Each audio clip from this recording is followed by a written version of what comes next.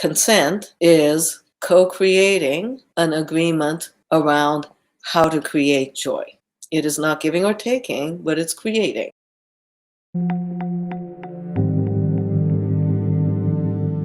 Hi, folks. Welcome to Shibari Studies, Consent Dojo. I am your Auntie Midori. I hesitate to call this a class. I like calling it a dojo as a place where we're going to toss each other around and toss around ideas and thoughts and opinions.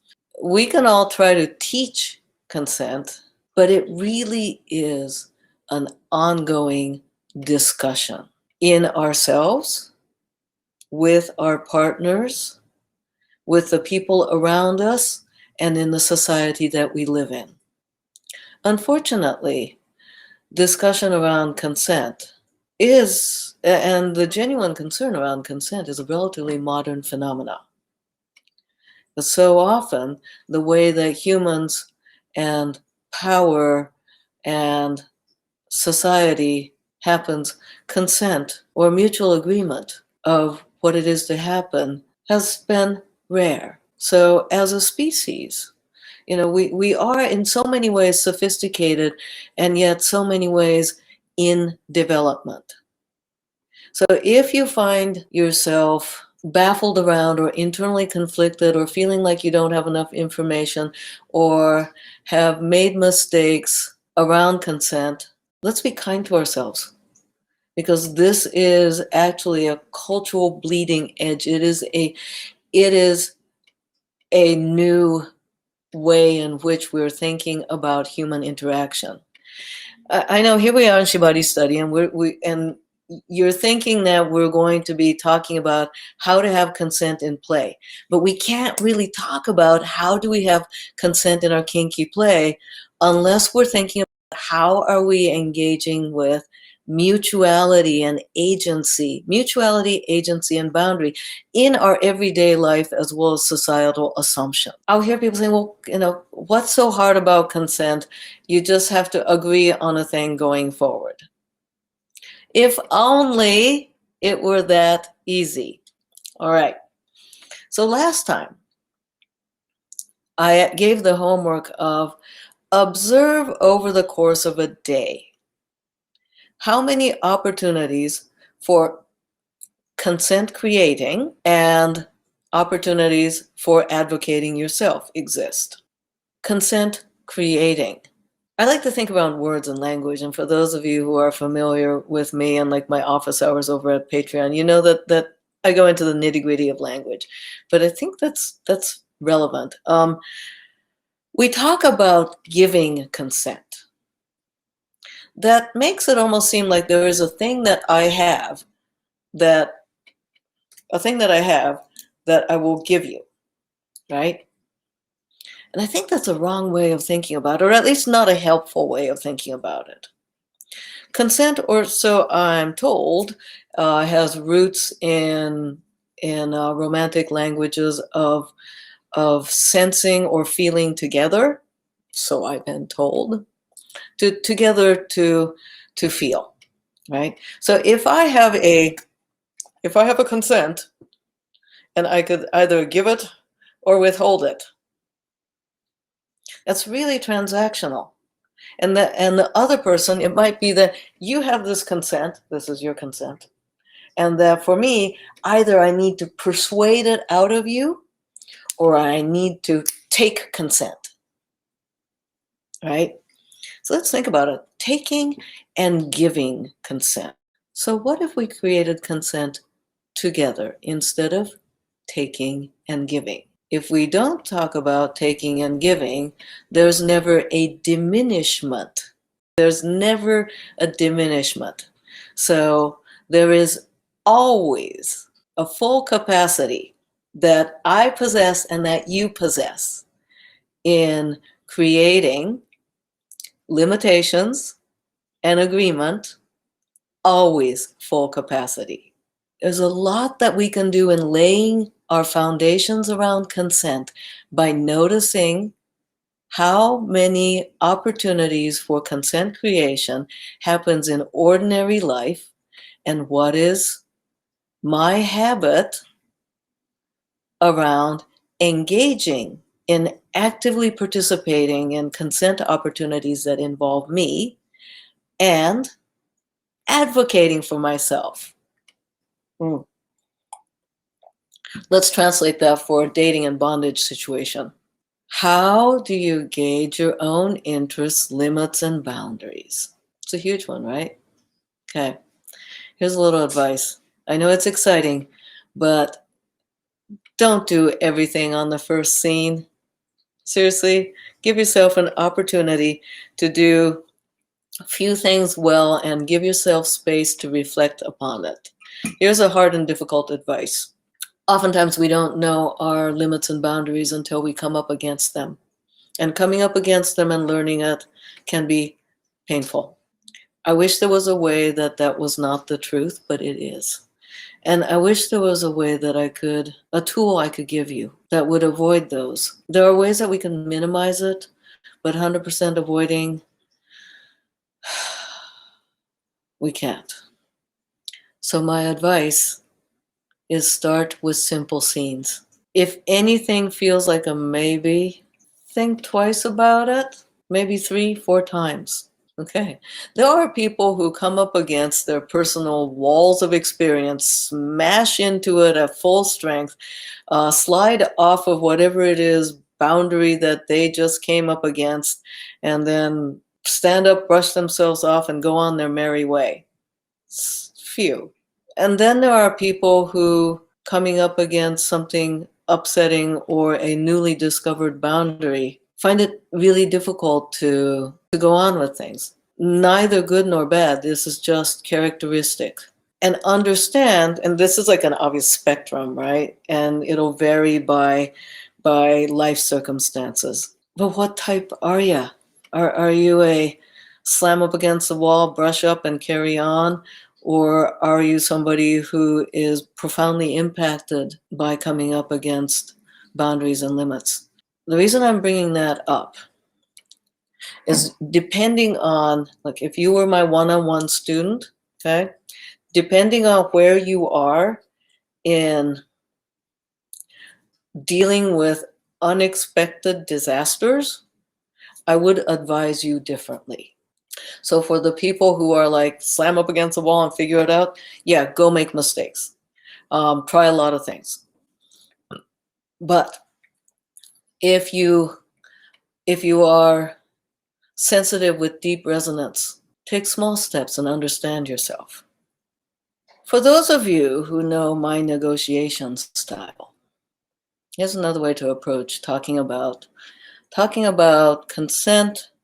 In other words, creating joy together, okay? Agreement on joy making, and boundaries and limits. Boundaries and limits are that which takes away from collaborative joy making. So in my negotiation style, one of the important questions that I ask towards the end of it is, what kind of mood do we want to create today? What kind of mood do we want to go to today? Now, that doesn't seem like it explicitly is about consent or boundaries, but everything weaves in, and let me tell you how. So initially, especially if you're new, right, thinking about limits and boundaries and consent can seem and is intimidating. It is huge. It is huge, all right? So what if instead, let's back into it. Let's think in terms of what kind of mood am I looking? What is the scene about? If I asked you to, hey, tie me up in a hog tie, is that really what I'm asking? Or is what I'm really asking about, I want to feel like you are taking possession of my body and that I am helpless in your ministrations. Might be that. And instead of saying that, I'm saying, hog tie me. Naming a position is not naming a mood. Naming a mood and then saying a position might help, that's another thing. Saying, I want to feel like a bound captive and helpless against your ministration. And I'm imagining a hog tie might help me feel that way. It's one way to think about it. All right. So what does this have to do with consent? We are co-creating. So your mood can inform you and your partner about the genre in which you are not going to. It will make decisions easier for both parties, all parties. Maybe you have more than two, lucky you, in your scene. So think in terms of genre and movie genre, mood. I've been talking about mood for years and genre for years. Think in terms of that. And it'll help decision making. Think of boundaries as and limits as they are not the same thing, but they work well together. Think of boundary as that which, if we cross into, will take away from the joy of our experience. Limits as the specifics that shall not be engaged to today, for it will create negative consequences. All right, let's talk a bit about the difference between limits and boundaries. This is how I perceive it. And there are many other excellent thinkers around limit, consent, and boundary that also have overlapping but different ways of looking at this. My way is not the only way. My way is based, and my perspective is based upon the lessons I've learned. So I'm going to fully encourage you to look at how other thinkers, deep thinkers on this topic, and whether they're into rope or not, think around this topic. In fact, I have some guest presenters lined up for future Consent Dojo episodes, okay? I think you're going to love that. So the way that I look at boundaries and limits. Boundaries is that which takes away from our joy, my joy, our joy of the shared experience. Consent is co-creating an agreement around how to create joy. It is not giving or taking, but it's creating. Limit is that which may cause harm. And harm could be big harm or little harm. My hair, little harm, still harm, okay? Triggering a previous sexual trauma, big harm. Poking on a bruise I told you not to, probably a little harm. Creating giant marks when I'm appearing in public and I have a giant handprint on my face. Big harm. Discussion with new partner. In discussing with a new partner, if you do not fully know what your limits and hard limits are and you're new to this, say so. I am new to this. I don't know how I'll respond to this. I am curious about it. I am interested in it. I don't know what my reactions will be. I think I'll love it, but I might not. State that up front. State that up front that there is a lot that you don't know about yourself. State it up front that that you want to give information and you will give the best you can. Before going into a scene, have a sense of what kind of mood you want. Pay attention if this new partner is paying attention to you. If they are not, my very opinionated advice is I would not play with them.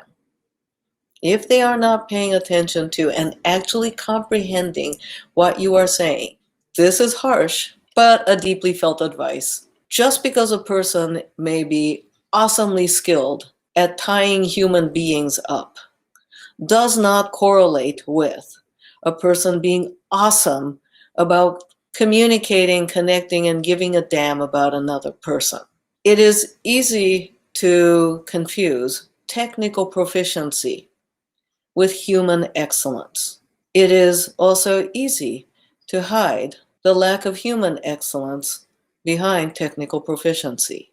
So, I would rather play with somebody with amazing human excellence and like little to no rope skills, and then like make them go through all the Shibari study, like with them, yay, than to find somebody who's a shitty human being, but excellent gift wrapping skills. Boundary versus limit. For those of you who are participating or viewing this later, take a moment and write down what right now, if you were to play, what would be a boundary? In other words, outside of this would distract from my feel good, and limit. And if we step into this territory, it will cause harm.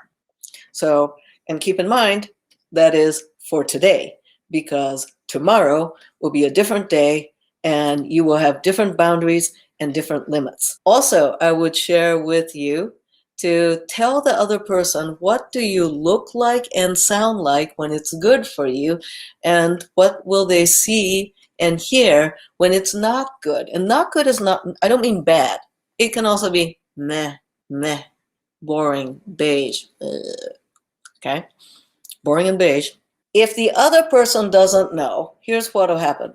If I asked a new person, hey, what do you look like and sound like when it's good for you?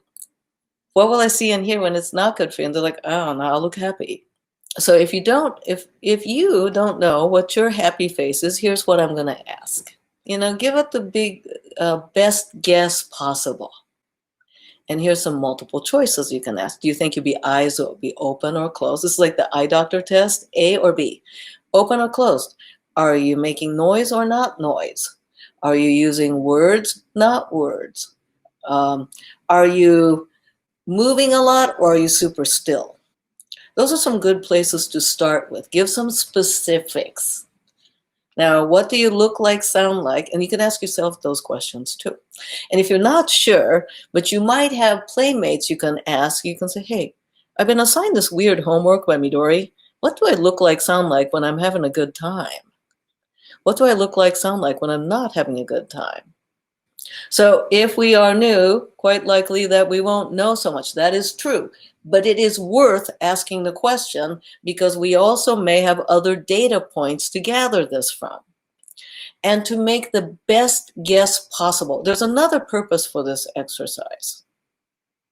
What do you look like, sound like when it's good for you? And what do you look like, sound like when it's not good for you? I am in that question. The substrate communication that's going on here is, I need you to engage in some sort of communication with me that I can hear, read, or understand. That this is also implying that the communication is mutual beyond the verbal, putting mutuality here. And if the answer is, I don't know, and I ask, has anyone ever told you? Oh, I hadn't thought about that. Okay.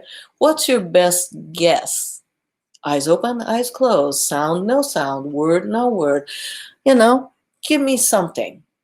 And then if they still say, well, I'll look happy. Well, happy looks really different.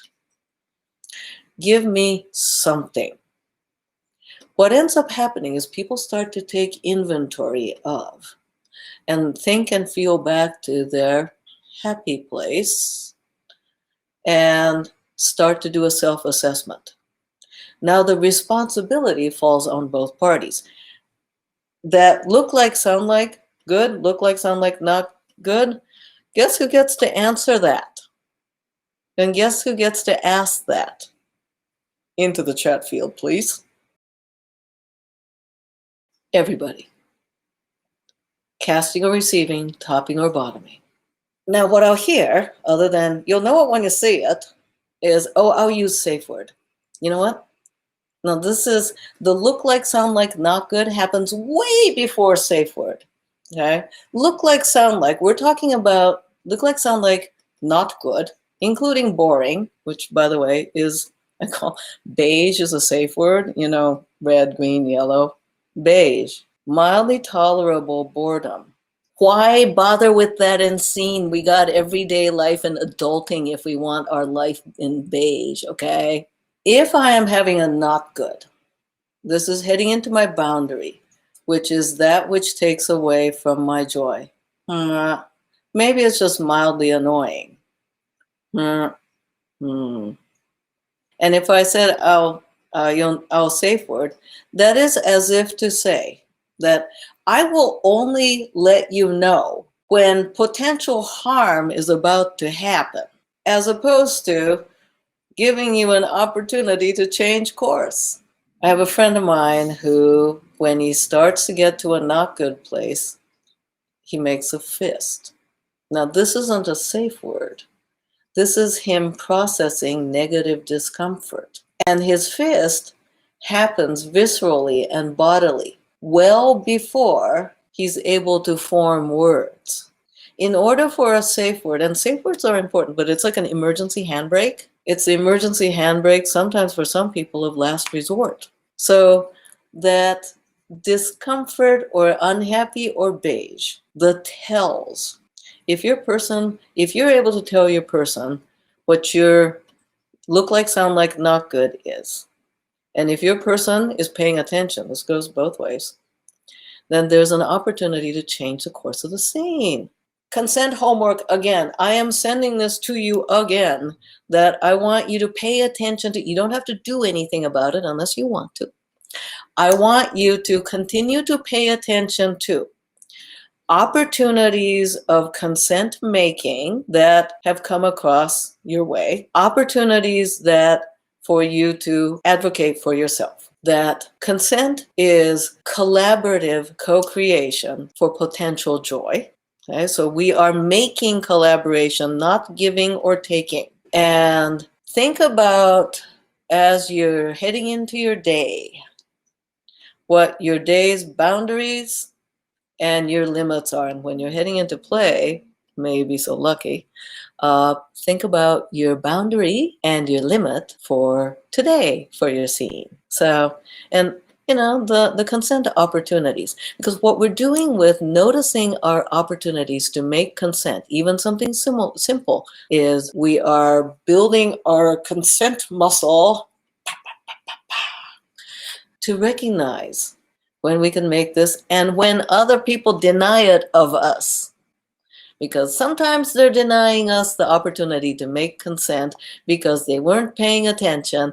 And sometimes they're denying us the consent making opportunity because they're jerks. Um,